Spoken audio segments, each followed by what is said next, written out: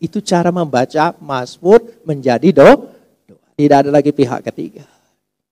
Pihak kedua, pihak pertama, pihak kedua. Jadi dengan jalan seperti itu, engkau membaca ini menjadi satu doa pribadi kita. Dan semua kitab Mazmur bisa dibaca seperti itu.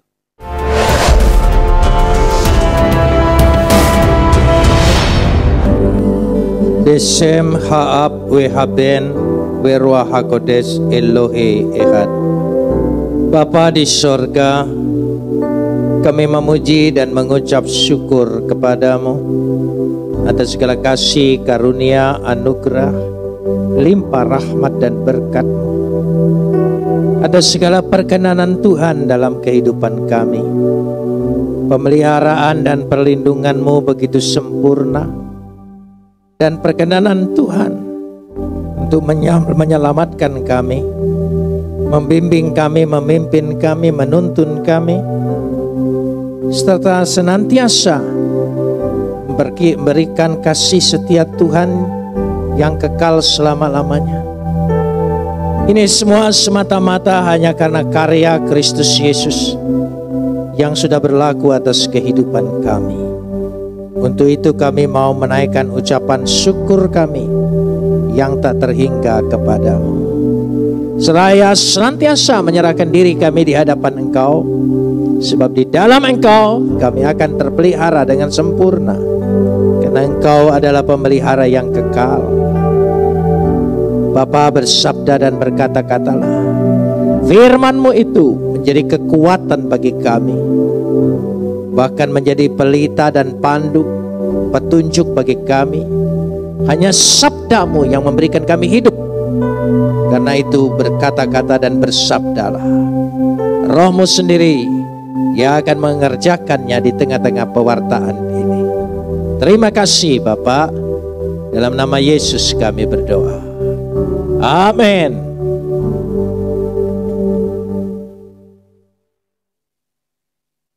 Shalom. Jemaat yang ada di rumah masing-masing, yang sudah bersiap-siap dalam ibadah kita live streaming hari ini. Saya percaya pemeliharaan Tuhan begitu sempurna dan berlaku terus pada hari ini. Kita diberikan kesehatan, kekuatan, kecukupan. Ini semata-mata hanya karena karya Kristus. Pagi ini kita akan bersama-sama membaca firman Tuhan yang terambil dari kitab Mazmur pasal 6 ayat 1 sampai ayat 11. Kitab Mazmur pasal 6 ayat 1 sampai ayat 11. Jemaat yang ada di rumah masing-masing segera membuka Alkitabnya, menemukan Mazmur 6 ayat 1 sampai 11.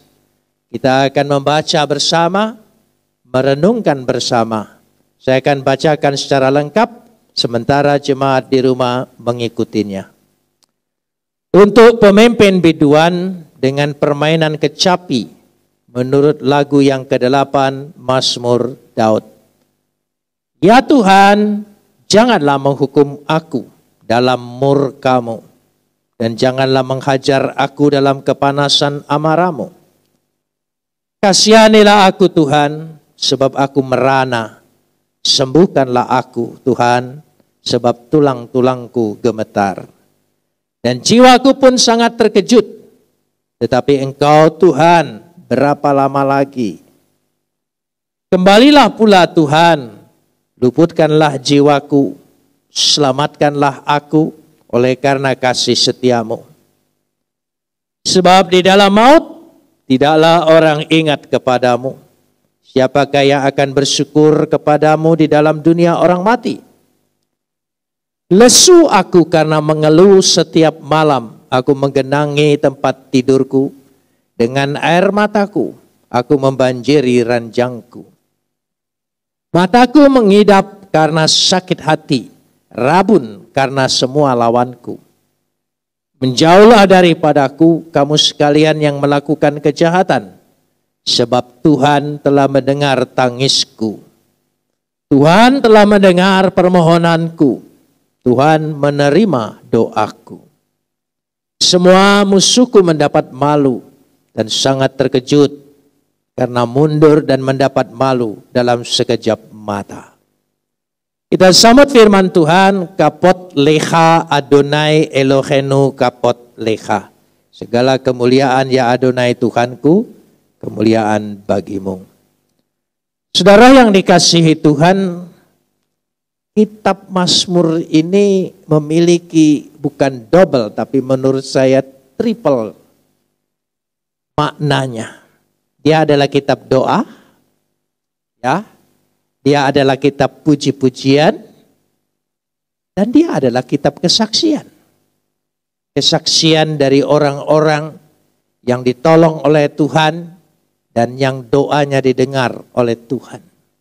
Karena itu, ketiga hal ini mengandung pengajaran yang amat mendalam dari ketiga hal ini. Baru saja kita tadi membaca Mazmur 6. Mazmur ini sama dengan Mazmur 3, 4, 5. Merupakan sebuah pergumulan pribadi mengenai dirinya sendiri. Khusus Mazmur 6 di sini, seseorang yang sedang minta tolong karena penyakit tubuhnya.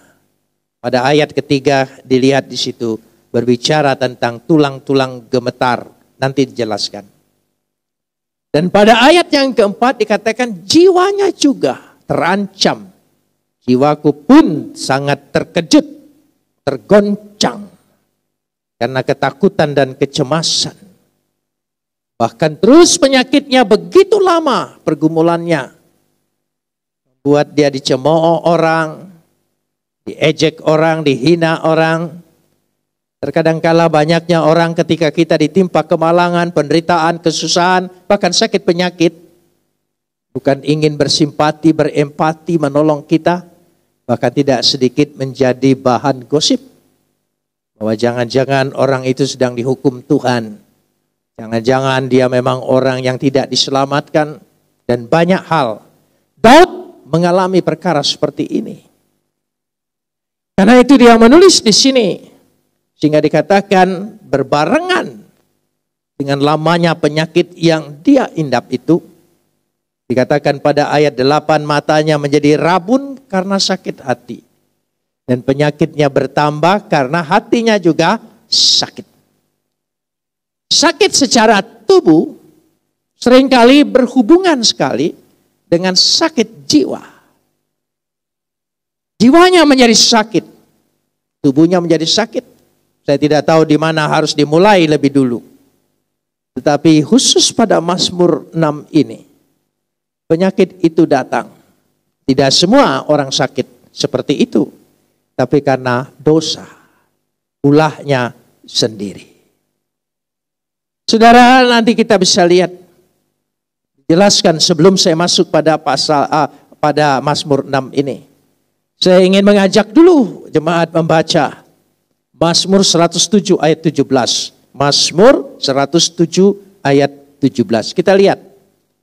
Dan ini dicatat di dalam kitab Mazmur. Dikatakan di situ.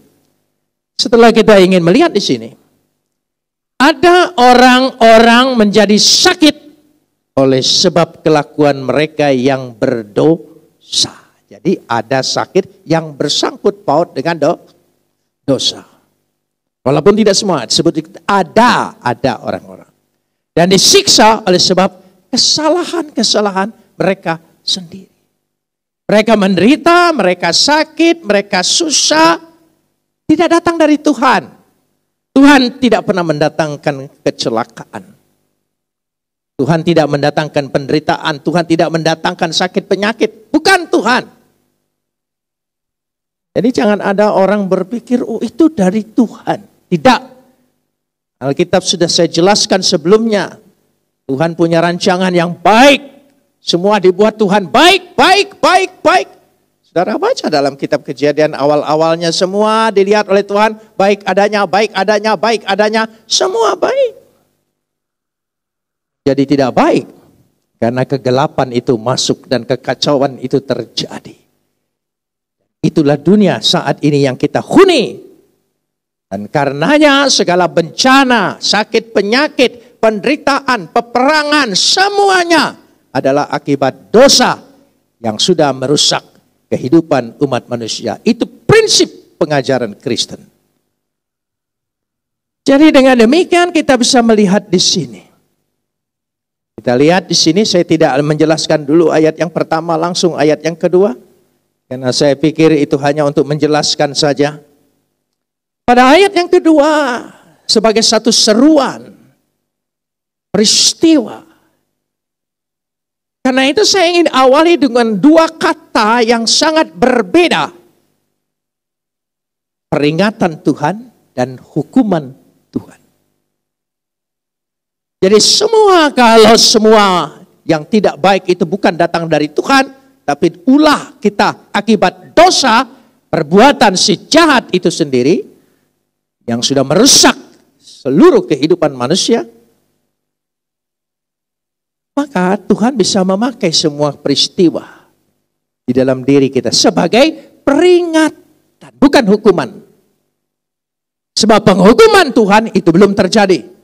Nanti di akhir ada hari penghukuman kepada kematian yang kekal. Itu penghukuman, itu bedanya. Kita masuk di sini. Meskipun di sini diterjemahkan seperti itu, tapi saya melihat tidak. Ya Tuhan, janganlah menghukum aku dalam murka-Mu. Mungkin pemazmur berpendapat ini hukuman Tuhan. Janganlah menghajar aku dalam kepanasan amarah-Mu. Satu doa. Tapi ketika ditulis di sini menjadi indah sekali. Ya, dikatakan al-be'afecha. Janganlah dalam amarah-Mu. Ya, amarah, perhatikan. Dan engkau menghukum aku. Tohiheni. Tohiheni. Menghukum. Ya. Tapi dikatakan di sini wa bahamatha, janganlah panas amarahmu. Teyasereni, menghajar aku. Saya ingin mengajak kita merenungkan sejenak pada ayat yang kedua ini bersama-sama. Yaitu dikatakan di situ ada istilah murka Tuhan dan kepanasan amarah Tuhan. Ada perbedaan yang jelas sekali. Yaitu dikatakan di sini, yaitu istilah Ibraninya adalah af. Itu murka, itu af. Sebetulnya harfiahnya berarti hidung. Naik ke hidung. Seperti orang nyengir. Kita melihat sesuatu yang menjijikkan, muka kita, hidung kita naik ke atas kan? Oh begitu. Oh perbuatannya seperti itu. Sinis. Jadi di sini lebih banyak berbicara tentang bahwa Tuhan sinis. Mengapa engkau tidak mengikuti aku? Yang kedua adalah kata khema. Yang berarti naik amarahnya sampai ke jantung. Kalau saya perhatikan di sini kedua kata ini, yaitu tohiheni, berarti menegur. Menegur. Kalau dia izinkan, dia menegur sekaligus membuktikan. Ini rasain karena engkau tidak ikut aku. Orang tua mengajar anaknya seringkali juga menegur sekaligus membuktikan kesalahannya supaya dia sadar tidak terulang kembali. Itu maksudnya. Jadi menghukum di sini mungkin karena penterjemah bahasanya kita ini, agama itu selalu berhubungan dengan hukum. Kedua, kehidupan itu selalu hukum menghukum. Ya, dihukum di rumah, dihukum di sekolah, dihukum di mana. Seringkali kita menemukan kata-kata itu. Mungkin kita budaya kita mempengaruhi itu. Tapi di sini lebih menunjukkan kepada menegur dan membuktikan. Di situ kata tohiheni. Lalu yang kedua tadi yang berhubungan dengan amarahnya. Ya. Tesasereni. Sebetulnya tehsasere ini lebih menunjukkan untuk mendisiplin. Berhubungan dengan pendidikan. Mendisiplin. Menghajar untuk mendisiplin dia. Tahu. Untuk mendisiplin anak kadang-kadang perlu. Kita menghajar dalam arti tentu dengan kasih sayang.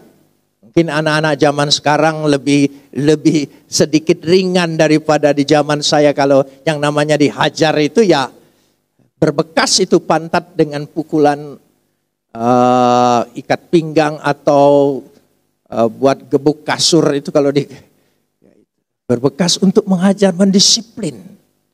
Mendisiplin. Jadi dengan kata demikian, kalau Tuhan izinkan itu terjadi, itu pertama bukan datang dari Tuhan, itu akibat dosa. Ya. Dan di sini kalaupun dikatakan menghukum dalam arti kebiasaan bahasa kita, bukan hukuman, tetapi lebih menunjukkan untuk menegur, membuktikan, menghajar, mendisiplin. Mendisiplin. Itu gunanya. Karena harus dilihat bahwa dimasukkan dalam pikiran kita. Tuhan itu bukan darah tinggi. Tuhan itu bukan monster yang serba menuntut dan menghukum. Ya, kita harus membayangkan Tuhan kita kasih setianya kekal selama-lamanya. Jadi Tuhan kita itu Tuhan penuh belas kasihan, penuh kasih karunia. Itu Tuhan. Bayangkan selalu. Apa saja yang terjadi, lihat yang lebih besar itu adalah kasih Tuhan. Tuhan itu adalah kasih. Gak pernah bilang Tuhan itu darah tinggi.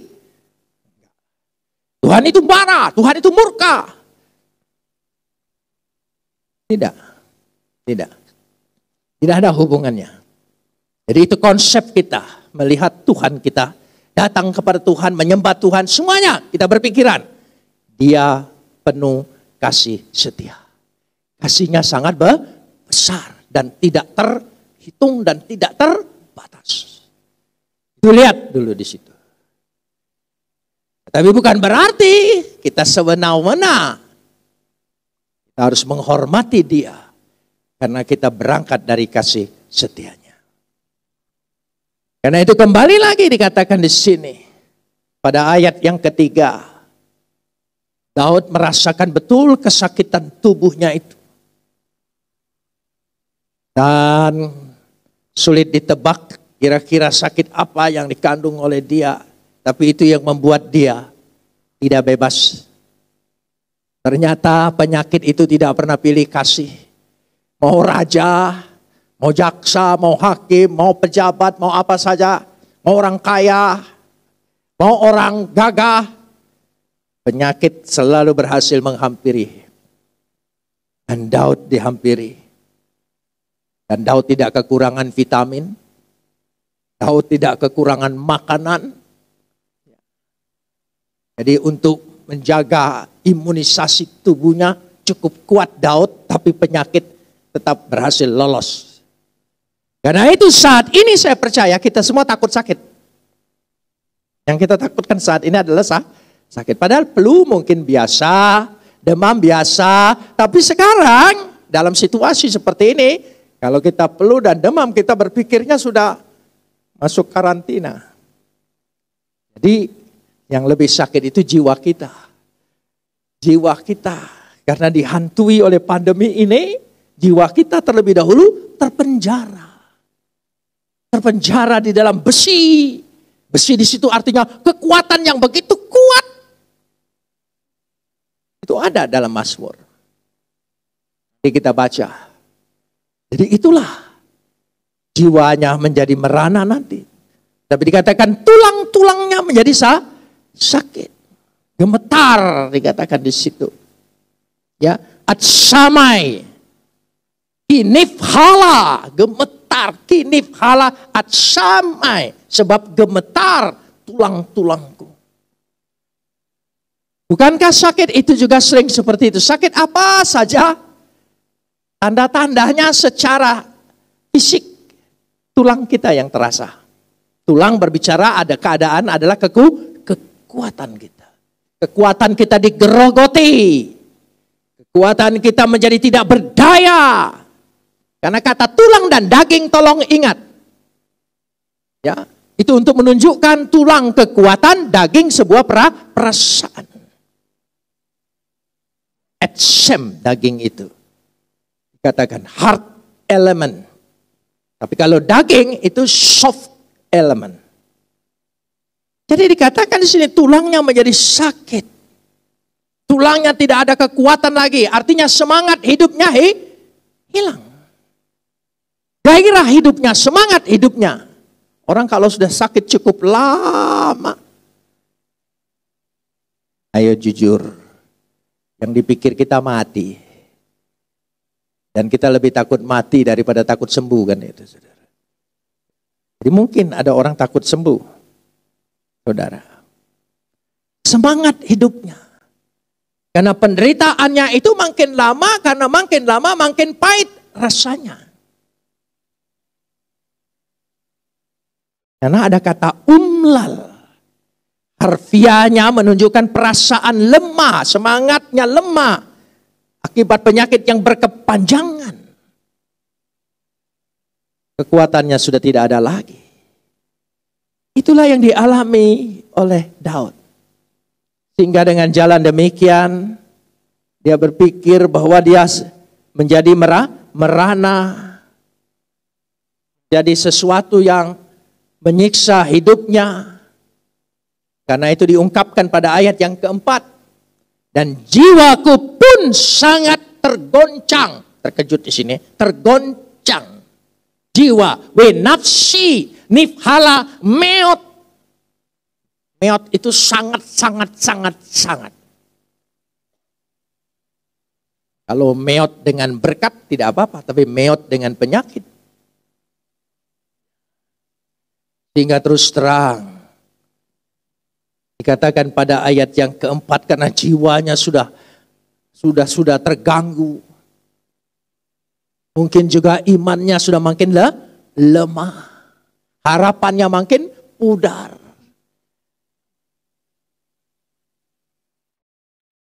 Lalu dia bertanya, Tuhan, berapa lama lagi?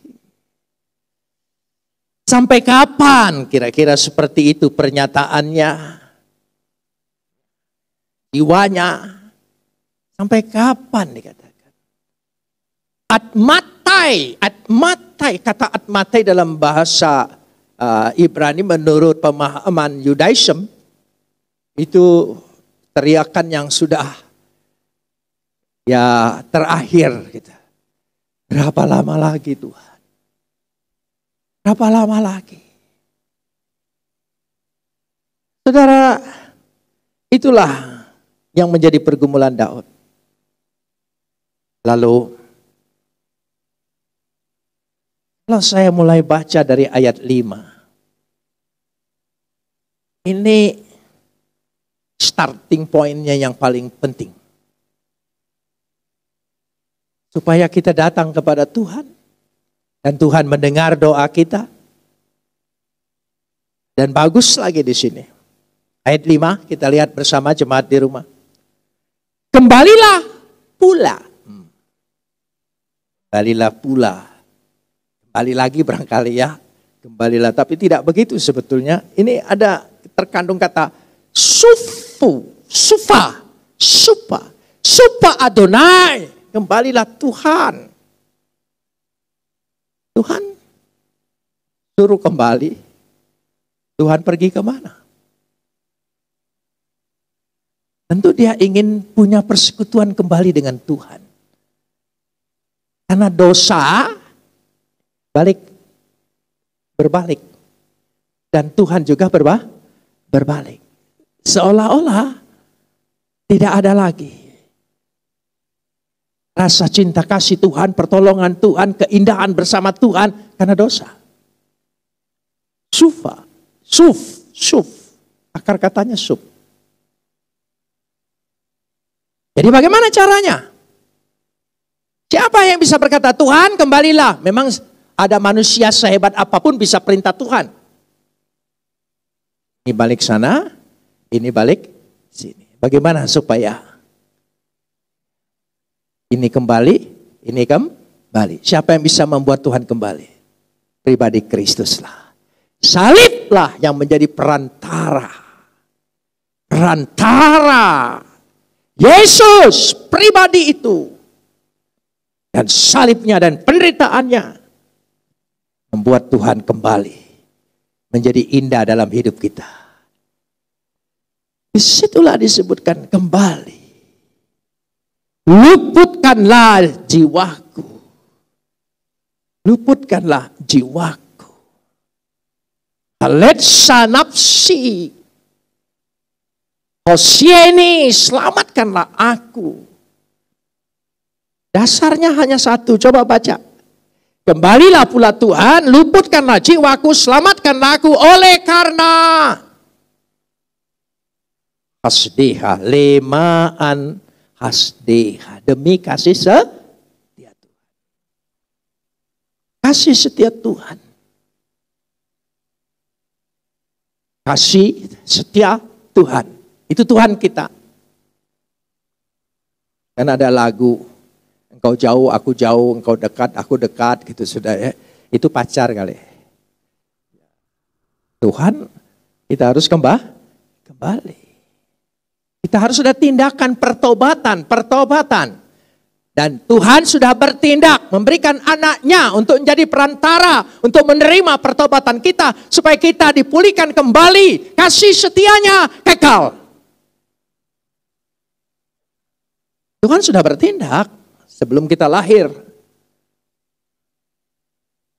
Dan sekarang giliran kita bertindak. Nah, di sini Tuhan menggunakan momen ini untuk mengajar kita, mendidik kita, mendisiplin kita supaya kita kembali. Kalau lebih takut mana? Takut Tuhan atau takut corona? Corona takut dengan Tuhan. Ini penting sekali. Jadi kembalilah kepada Tuhan. Karena kasih setia itu Tuhan. Tuhan menyatakan itu. Jangan lupa, jangan lepas dari pikiran kita, dari doktrin pengajaran kita. Tuhan kita, Tuhan yang penuh kasih setia. Jangan sedikit pun engkau berpikir, ada pikiranmu. Tuhan kita itu penuh amarah, penuh murka, penuh. Itu karena saudara terlalu pengaruh film Hollywood. Ada gunung meledak, murka Tuhan. Di situ ketemu King Kong. Mungkin itu. Pengajaranmu jangan dipengaruhi oleh film. Itu pengaruh firman Tuhan. Amin. Firman Tuhan yang mengajar kita, mendidik kita. Jangan terima kanan dan kiri. Firman. Terima firman Tuhan dengan telanjang apa adanya. Jangan dimuati dengan apa-apa dulu. Itu yang membuat engkau pusing nanti. Coba kita lihat dulu. Keluaran 34 ayat 6 dan 7. Keluaran pasal 34 ayat 6 dan 7. Jemaat di rumah buka itu. Supaya kita tahu ini bukan mulut pendeta, bukan ajaran gereja, Alkitab. Keluaran 34 ayat 6 dan 7. Berjalanlah Tuhan lewat dari depannya dan berseru. Tuhan, Tuhan, Tuhan penyayang dan pengasih, panjang sabar, tolong sambung. Berlimpah kasihnya dan setianya. Itu Tuhan kita. Saudara perhatikan ayat ini, coba situ dulu. Berjalanlah Tuhan, Tuhan jalan nih. Dia berseru. Dia menunjukkan aku ini Tuhan, Tuhan, Tuhan, Tuhan yang dia sendiri umumkan. Dia sendiri canangkan. Dia proklamirkan. Coba, Tuhan berseru, Tuhan, Tuhan. Tuhan yang penyayang, pengasih, panjang sabar, berlimpah kasih setia, kasihnya dan setianya. Tuhan yang umumkan, itu Tuhan kita. Mentang-mentang situasi pandemi ini, lalu saudara berpikir hukuman Tuhan, mau kiamat, mau segala macam. Jangan pikir itu. Itu bukan firman Tuhan. Itu spekulasi manusia. Jangan beragama mudah ditakut-takuti. Beragamalah menurut firman Tuhan. Ayat yang ke-7 kita buktikan. Coba yang meneguhkan apa? Kasih setianya kepada beribu-ribu orang yang mengampuni kesalahan, pelanggaran, dan dosa. Tetapi tidaklah sekali-sekali membebaskan orang yang bersalah dari hukuman. Yang membalaskan kesalahan bapa kepada anaknya, cucunya, kepada keturunan yang ketiga dan keempat. Itu seterusnya. Hukuman itu nanti. Tapi Tuhan kita, Tuhan yang selalu membebaskan kesalahan. Kalau kita mau datang dengan pertobatan. Amin, tidak ada yang ditolak. Beribu-ribu. Itu bukan angka numerik. Tapi untuk menunjukkan pengkalimatan dalam sastra Ibrani tanpa batas. Terjemahan yang lebih lama lagi dulu berlaksa-laksa. Anda lihat ada laksa itu, ada angka bilangan ada laksa berapa, enggak tahu. Enggak ada. Tapi untuk menunjukkan secara sastra tanpa batas. Tanpa batas. Itulah hesed yang dikatakan Keluaran tadi. Meneguhkan kasih setia. Hesed. Pernyataan Tuhan ini menjadi pondasi yang penting bagi kepercayaan kekristenan. Nah itu perjanjian baru berkata Tuhan itu adalah kasih. Tuhan itu adalah kasih. Sebab dia katakan di sini, di alam maut sudah tidak perlu lagi. Kalau mau bertobat itu hidup sekarang, mumpung kita sedang diperingatkan. Tapi kalau sudah di alam maut, ya tidaklah orang ingat kepadamu, siapa yang akan bersyukur kepadamu. Di dalam dunia orang mati. Hidup ini yang berguna, hidup sekarang ini yang menentukan. Sekarang hidup ini. Jangan berpikir kayak orang nanti mati masuk surga, terima bidadari. Karena itu saudara berusaha untuk mematikan dirinya sekaligus ngajak orang. Tidak. Dalam alam maut. Tidak. Maut dan kematian. Mawet, dunia orang mati. Itu dikatakan di situ. Sehingga merupakan menjadi ambang kematian. Kita lanjutkan sekarang ini.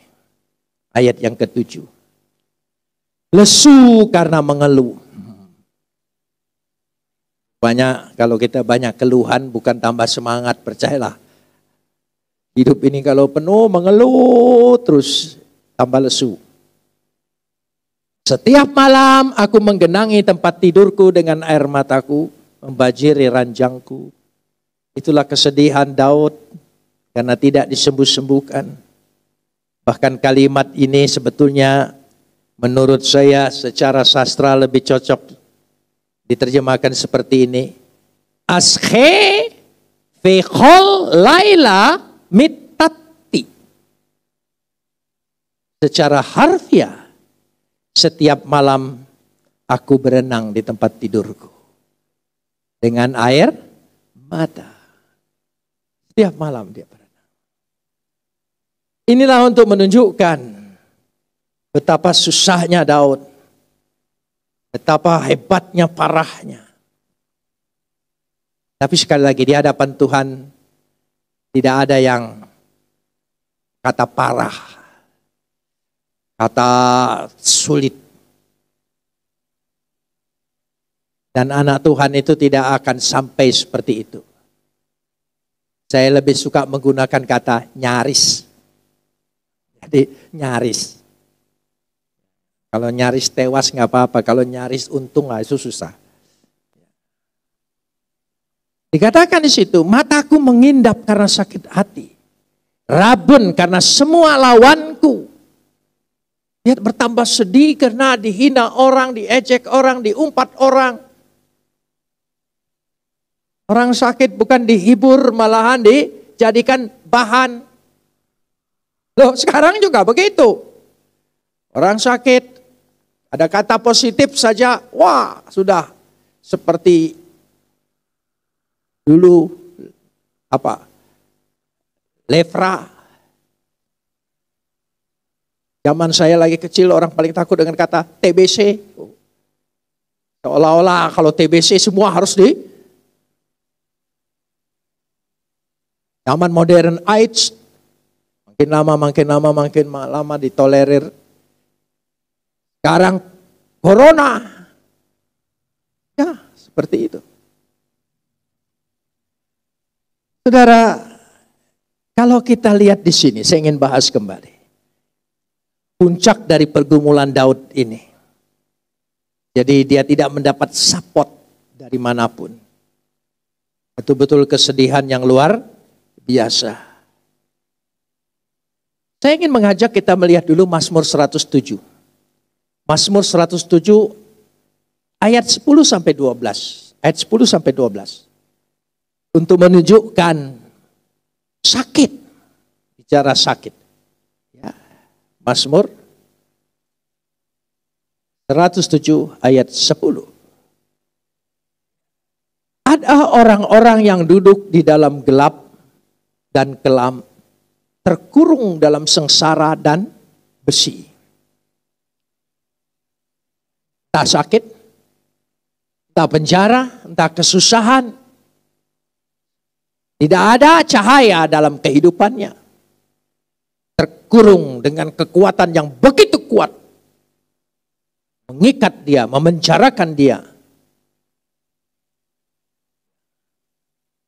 Ayat 11. Apa Tuhan datangkan ini? Karena mereka memberontak terhadap perintah-perintah Tuhan.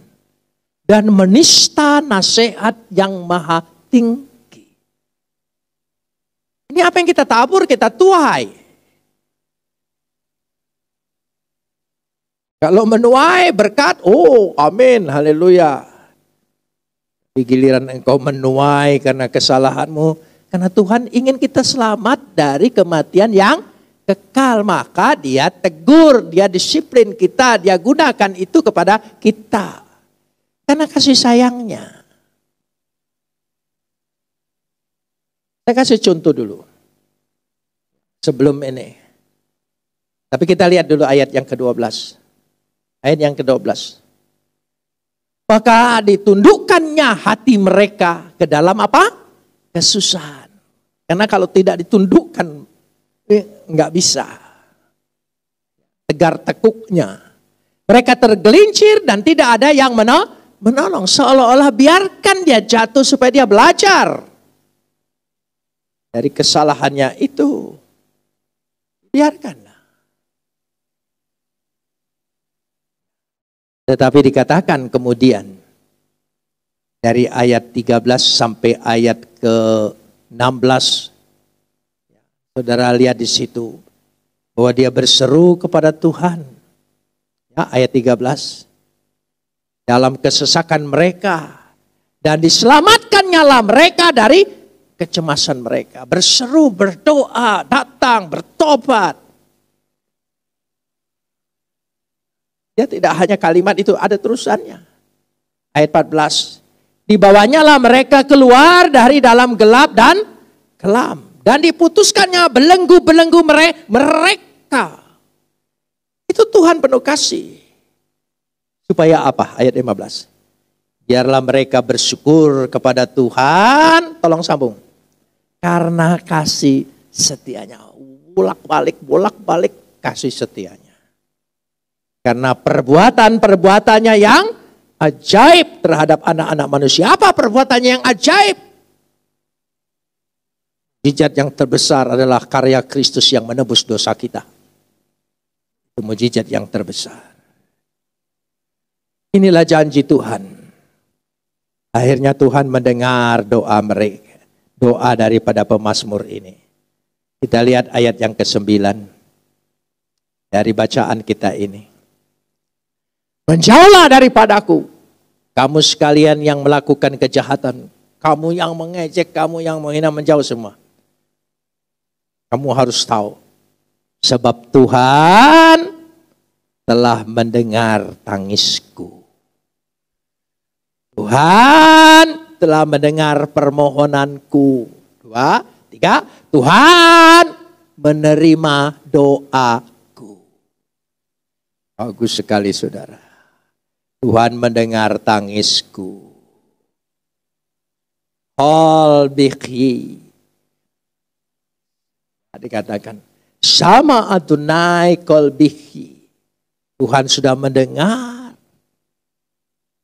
Tuhan mendengar permohonanku, sama Adonai tehinati. Adonai tefilati. Bagus sekali saudara. Kalau ayat ini dijadikan satu doa bagi kita dari ayat 9b. Tuhan mendengar tangisku, Tuhan telah mendengar permohonanku, Tuhan telah menerima doaku. Amin, saudara yang ada di rumah. Tuhan mendengar semua. Sehingga bukan engkau pada ujungnya Tuhan berikan sukacita yang luar biasa. Itu berhubungan dengan Mazmur 3 ayat 89, Mazmur 4 ayat 89, Mazmur 5 ayat 12-13. Tuhan dengar semuanya.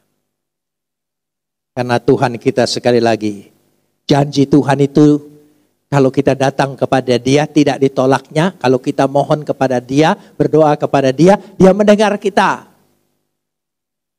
Dia mendengar kita. Dari awal, Tuhan sudah mendengar kita. Coba kita lihat dulu, 1 Samuel 1 ayat 17. 1 Samuel 1 ayat 17. 1 Samuel 1 ayat 17.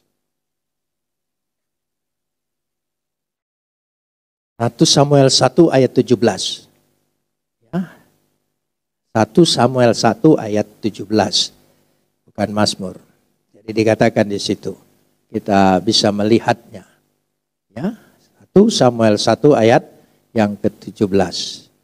Jawab Eli, pergilah dengan selamat. Tuhan Israel memberikan kepadamu yang engkau minta daripadanya. Tuhan memberikan apa yang kau minta. Minta sembuh, Tuhan kasih. Minta tolong, Tuhan beri. Makanya biasakanlah kembali kepada gereja-gereja purba, kitab Mazmur dijadikan doa. Kitab Mazmur itu ada pihak pertama, ada pihak kedua, ada pihak ketiga. Untuk dijadikan kitab doa, saudara baca, tidak lagi ada pihak ketiga. Pihak pertama, pihak kedua. Saya kasih contoh, coba jemaat buka. Mazmur 91 ayat 1 sampai 16. Ya, Mazmur 91. Contoh saja, Mazmur itu bisa dipakai doa pribadi kita. Asal tidak ada pihak ketiga, pihak pertama, pihak kedua. Pada Tuhan, hanya kita dan Tuhan. Hanya kita dan Tuhan. Coba, saya kasih contoh cara membaca Mazmur menjadi doa. Mazmur 91 ayat 1 sampai 16. Sudah semua jemaat di rumah dibuka, mari. Ya, saya doa, saya baca ini dalam satu doa, saudara, kita baca seperti ini. Saya yang duduk dalam lindungan yang maha tinggi dan bermalam dalam naungan yang maha kuasa. Saya akan berkata kepada Tuhan, tempat perlindunganku dan kubu pertahanku. Tuhanku yang kupercaya. Sungguh Tuhanlah yang akan melepaskan aku dari jerat penangkap burung, dari penyakit sampar yang busuk. Dengan kepaknya Tuhan akan menudungi aku. Di bawah sayapnya aku akan berlindung. Kesetiaannya ialah perisai dan pagar tembok. Aku tak usah takut terhadap kedahsyatan malam, terhadap panah yang terbang di waktu siang, terhadap penyakit sampar yang berjalan di dalam gelap, terhadap penyakit menular yang mengamuk di waktu petang. Walau 1000 orang rebah di sisiku dan 10.000 di sebelah kananku, tetapi itu tidak akan menimpa aku. Aku hanya menontonnya dengan mataku sendiri dan melihat pembalasan terhadap orang-orang fasik. Sebab Tuhan ialah tempat perlindunganku. Yang maha tinggi telah kubuat tempat perteduhanku. Malapetaka tidak akan menimpa aku, dan tulah tidak akan mendekat kepada kemahku. Sebab malaikat-malaikat Tuhan akan diperintahkan Tuhan kepadaku untuk menjaga aku di segala jalanku. Malaikat-malaikat akan menatang aku di atas tangannya, supaya kakiku jangan terantuk kepada batu. Singa dan ular tedung akan kulangkahi. Aku akan menginjak anak singa dan ular naga. Sungguh hatiku melekat kepada Tuhan. Sebab makanya Tuhan akan meluputkan aku. Tuhan akan membentengi aku. Sebab aku mengenal nama Tuhan. Bila aku berseru kepada Tuhan, Tuhan akan menjawab. Tuhan akan menyertai aku dalam kesesakan. Tuhan akan meluputkan aku dan memuliakan aku. Dengan panjang umur akan Tuhan kenyangkan aku. Dan Tuhan akan perlihatkan kepadaku keselamatan daripada Tuhan. Itu cara membaca Mazmur menjadi doa. Tidak ada lagi pihak ketiga. Pihak kedua, pihak pertama, pihak kedua. Jadi dengan jalan seperti itu, engkau membaca ini menjadi satu doa pribadi kita. Dan semua kitab Mazmur bisa dibaca seperti itu. Saya percaya Tuhan pasti memberkatinya. Mari kita berdoa.